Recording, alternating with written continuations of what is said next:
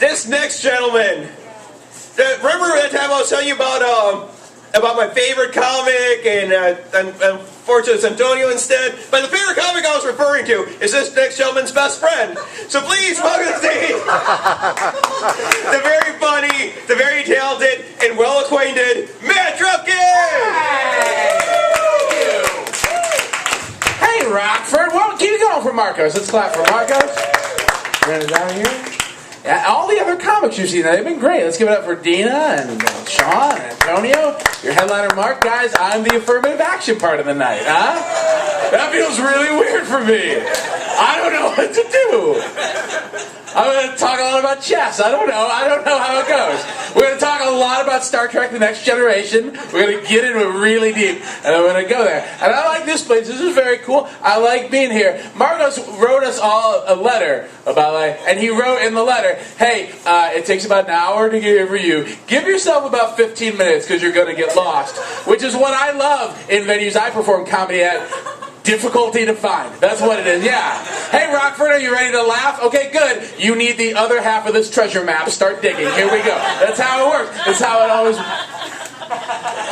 I like Rockford. You guys are a nice little town. I've done shows like in the downtown area, which is weird. That downtown area is so nice and like clean and everything. And then you go 2 blocks south, and it looks like The Walking Dead happened for real, right? Just like it's like Rockford as a town is like, what are we going to manufacture? Oh, abandoned buildings. That's where we go. Start breaking glass. Let's move some shit out. We need Breaking Bad to look like a building. Oh, it's right there. That's where it is. Hide your wallet. It's gonna be rough. All right. I drank tea before I got on stage. That's fucking what? Where? How? Right? I don't. I had a show for charity last night, and then afterwards we went to the bar, and as a thank you, all they sat down was a bottle of Johnny Walker Black for me and a shot glass, which, fuck you, right? No, here's why. A shot glass? I'm wearing a tie, I'm a gentleman. You give me a proper glass, because when you just do that, and you give me scotch in a shot glass, I'm going to...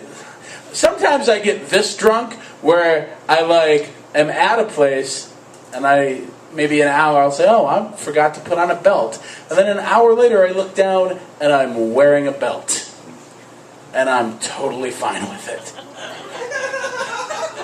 I'm like, oh man, new friend. I like scotch, that's my drink. Anyone else here drink whiskey, or we're whiskey drinkers here? It's the best, isn't it? Yeah, you know why? Because you know what the slogan of whiskey is? It fucking works. That's what it is. That's why that first glass of scotch has to be terrible, because it has to prepare your body. For those of you who have never drank scotch before, we'll find a bar after the show. We'll get fucking Crazy House. You're buying. Because I'm getting paid in cookies and tea, right? That's how it's happening. That first glass of scotch, your body doesn't know how to deal with it, and every part of you is actively fighting the scotch. You're turning against it, because that scotch is fighting its way in, and then you have that, and then they give you your second glass of scotch, and every glass after that, it's just like, I have a full glass of scotch. No, I don't. It's the greatest. I drink a lot. I should probably mention that. I'll tell you some drinking stories. I'll tell you some very unfortunate drinking story. I like to drink a lot. It's the greatest thing. And it's harder now because I'm 34 and my body doesn't handle it well, right? Like people in their 20s. Who here is in their 20s? Who here is 20 to 29? Yeah. How old are you? 21? You fucking look it. That's what I understand. All right. 21 is the best, man. Right? Yeah. You know why? Because weeknight drinking is so easy. When you have that job the next day, you can still get out and get fucking blitz shithouse, because that hangover, all that is just a badge of honor. You know what I mean? Like, you go out and you drink, you have a goal, you wake up, you met your goal. That's everything you did. Like, you wake up, you throw up in a garbage can, you was like, I did it, you know? You grab a bottle of Gatorade, you high-five the dog, you're on your way to a good goddamn day. And then you turn 30. Oh my God. Because when you're 30, all a hangover is just a notarized goddamn receipt of every mistake you made the night before. That's all it is. It's terrible. You wake up, even before that headache comes, there's just a little voice in the back of your head that just says, hey, don't freak out. It's gonna be okay. But here's what happened. You have $240 less on your debit card. Broke that down via expense. Let's run the numbers. You spend $80 going up to the jukebox, playing every Frank Sinatra song, Take Me Next. You don't even like Frank Sinatra. You just want to go knock over people's drinks. So then you can just say, I do it my way. That's what you did. You spent the next $80 ordering your favorite drink, which is the cheapest red wine any bar has. You drank $80 of that. You drank your weight in wine, Hemingway. So good news for you. Next 3 days, you're going to shit green, right? Do you guys do that? That's a thing. If you drink so much wine, you poop green. That's science, right? I don't know why. And it's the weird color. It's like when you're a kid and you just take any 4 colors of Play-Doh and press it together. That's the color it looks like. Get ready for that. That's a storm. Hey, Gatsby, what'd you spend your next $80 on? Oh, I'll tell you, your last 80 was the best. You and a friend spent $80 going to a touch arcade game playing something called Erotic Photo Hunt. Why? Oh, I remember. Your friend claims that game is racist because he could not find an Asian woman in it. That's why. Yeah, last thing you remember getting thrown out of the bar just yelling, maybe they're ninjas, that's why you don't see them. That's your day. That's your day. This is why your life is nothing. This is why you don't even have a credit score. It's not a number. Picture of a goddamn hobo bindle. Happy Tuesday. I don't... So let's get drunk after the show, I think is what I'm saying, right? That's what we gotta do. I drink a lot. All right. You like me very much. You're like halfway on the board. Right? Get into it. It's gonna be all right. What's your name? Ashley. Ashley? And you are? Bailey? Oh, I like those names. And I feel like they're interchangeable. Like if you guys get super drunk, you can just switch names and you'll be all right for the night. That's a good plan. You guys, that's a genius plan. I'm not gonna lie. I was up here. I didn't really know what I was gonna say. And you guys were like, we're kind of with you. I can accept that. But I throw a goddamn genius idea out like that. I expect a standing ovation and be carried out of here. That's what I expect. All right, regardless. Didn't know where that was going. I'm not going to lie. This is what happens when I don't have alcohol, to slow me down a little. Because that's what alcohol does. For me, some people drink because they need to get messed up. I drink because they need to clear things up. I drink because the world is crazy. I can't deal with that. Whiskey helps. You know what I mean? Like, here's a true thing. I work with a woman who's a very nice woman, and she has a lovely 15-year-old daughter who is a nice girl, a sweet girl. This girl is currently babysitting my son while I am here telling jokes for you guys tonight. This girl, 15-year-old kid, has a new boyfriend, and it's time for mom to give this girl the talk about the birds and the bees. She wants this girl to be safe. Good job, mom. And then this happened. Girl listens to the mom talk and says, Mom, don't worry. We are being totally safe. We are not having sex. Pause. We are having anal sex. To be safe. At 15. Right? That's crazy. How is that your logic? That's like saying, I don't own a gun, but I want the house to be safe. That's why I bought the lion. You know what I mean? 15! Do you guys remember what you were doing at 15? I do. I just got my first job working at Levi's. I bought a Nirvana record. I was not having anal sex. That was my 15, right? That's everyone's. Any 15-year-old who gets away with that, they win life. You know what I mean? Tom Brokaw needs to write a book calling them the greatest generation. Fuck whatever other war you guys fought. Guys, because in the world we live in, where we know the baseball metaphor, where kissing is a single and actual sex is a home run, anal sex is buying the fucking team. Or as I call it, managing from the dugout. That's what I call it. That's what I call it. You were waiting for that one, all right. I like that.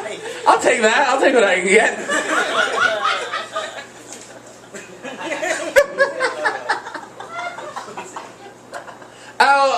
What's up with the... Oh, goodness. Thank you. So we have a government. Again, we're running... Okay. Vicky, it's all right. Vicky, you've seen that joke 4 times before.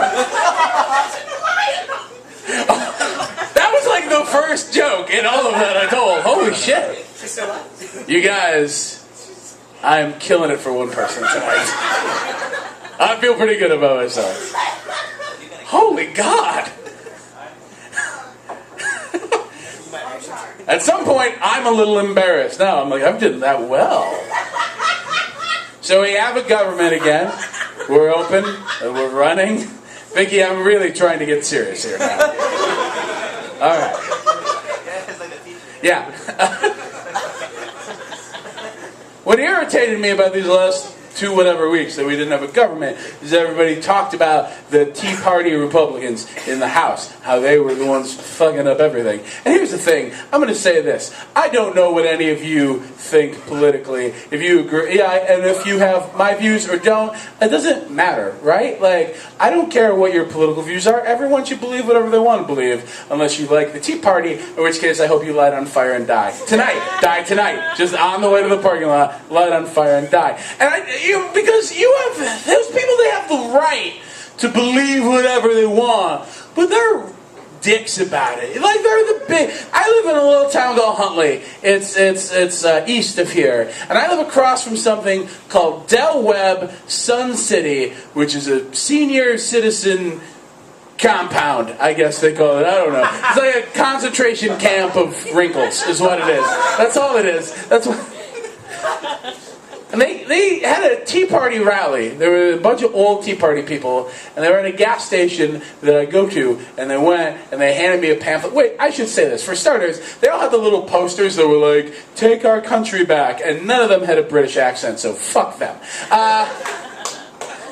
Gave me a pamphlet that said the wins of the Tea Party. And the first win, they said, hey, last year when Barack Obama gave his State of the Union, the Tea Party got to have a televised response, which is crazy, because that meant you had the president, and then the Republicans with their opposite views, and then the Tea Party, which is the batshit version of the Republican Party, which should not happen on TV, right? Because that is not how an argument works. When you had the Lincoln-Douglas debate, you didn't have Lincoln, followed by Douglas, followed by a crazy racist with a beard of bees just yelling the N-word over and over. That's not what, right? Like when you had the Scopes monkey trial, you did not have a teacher who wanted to say that evolution might have kind of could have happened, followed by an oppressive school board, followed by out of nowhere an orangutan tearing a baby's face off. You just didn't have that. I don't like the Tea Party. And here's the other thing. They have to change their name, right? Because I hate that they call themselves that. Because to call yourselves the Tea Party, it's an insult to the actual people in the Boston Tea Party. The American patriots who risked their lives to make our country free and what it is today. They're just white people yelling, which they have the right. They have the right, but they're going to change their name. Here's why. Right? Because it's an insult. If Thomas Jefferson took a time machine to today and saw a Tea Party rally, here's what would happen. He would attend that rally on the bear that Thomas Jefferson bought and owned and muzzled and saddled and rode around his land in Virginia. He'd attend a Tea Party rally, stab everyone there in the heart with the quill he used to sign the Declaration of Independence, and then immediately complain about the lack of black pussy. That's what he would do. That's what he would do. That's a history joke. That's a history joke. You guys, there's a moral to that joke. Here's what that moral is. Thomas Jefferson rode a bear! What the our third president rode a bear! We have him on the nickel! Men almost died carving his face into stone in South Dakota, and he rode a bear! Like a horse! Or big dog! Here's how awesome that is. For those of you who don't understand how awesome that is. I think riding a bear is pretty goddamn cool, right? I don't know what else is cooler. And I was trying to think what the modern day equivalent of that kind of coolness is. What could someone do today that is just as cool as Jefferson riding a bear? What could Barack Obama do today that would be just as cool as Thomas Jefferson riding a bear in 1790 whatever? You guys know what he could do? Do you know what he could do? I'll tell you, he could ride a fucking bear! That's what he could do. Coolness plateaued at bear riding. And that's it. Which is fucking crazy. Because everything in life has changed or evolved or gotten better. The way we communicate, right? Like communication and agriculture, how we interact as people. Sex has changed and evolved. Sex, we all know it. The thing that we crave and want and need. The thing that leads men to battle and war and invention and women to white wine and Jason Mraz. Sex has changed. But riding a bear is still riding a bear. Thomas Jefferson, best American ever. Here's your coffee cup. It's the skull of Francis Scott Key. There you go. Oh, shit. You just stopped laughing. Because you couldn't breathe. Okay, I got that out of me. I'm going to leave you guys with one quick story. First, I'm going to get very confused on how this microphone stand works. There we go. I'll leave you guys with one last drinking story. It's probably my favorite drinking story because it's about the first time. What? So is it going to have tigers in it? No, no. Lions and tigers. Oh yeah. I get where you were going with that. It's all right. Damn. This guy's just on his phone. It's cool. No, it's cool. Can I talk? Can I? Wait, will you let me talk to whoever that is? Oh, that would be the greatest thing. Can I please do that? Ah, son of a bitch. I would have closed right there. I'm going to leave you guys with one last story about drinking. It's my favorite drinking story because it's my first drinking story. Here's what I started very late drinking. It was one of those things like I never drank in high school and like in my early 20s I never drank. I don't know why. It was just a weird choice I had in my head. You know what I mean? Like, and what was weird about it was like, so I was worried about peer pressure. So I would like practice in front of a mirror what I would say if I was at a party and someone offered me a drink, and it would just be like, no thanks, I'm full, which is not something you say, right? That's weird. Then I realized like I did not have to worry. I was not being invited to those parties. Like drinking parties in high school never involved my parties, which were like multiple viewings of Monty Python and the Holy Grail, and how many pixie sticks you could just pour into someone's face while they were sleeping. That's what happened. First time I got drunk, I was on stage. I was 28. And I used to run a show in Elgin, Illinois with my friend Lewis. And I love Lewis. Yeah, Lewis has been here before. He's great. I love him to death. We were in a place in Elgin. Here's what you need to know about this place. Where I was performing, there was a giant glass window behind me. So anyone walking by downtown Elgin could look in and see if they wanted to come in and see whatever was happening that night. And we were throwing him a big birthday party. The headliner of that show, I was hosting, headliner of that show runs up a $400 bar tab buying us all drinks. Like, he just, like a king, he was buying us drinks. I was having things I had never even heard of before.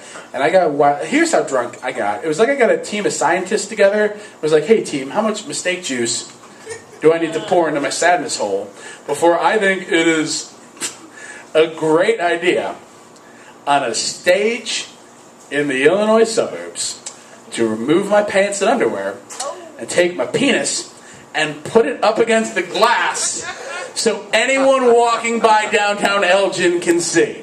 How much alcohol is that going to take? Do you guys want to know how much alcohol? Do you want to know? I'll tell you right now, not as much as you think. Not nearly as much.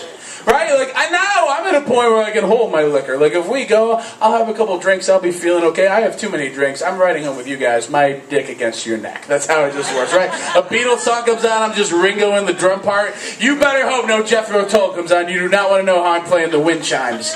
You do not want to know how I'm playing the wind chimes. You guys, your headliners, one of my favorite people. Enjoy the rest of your show. I'm Matt. Have a good night.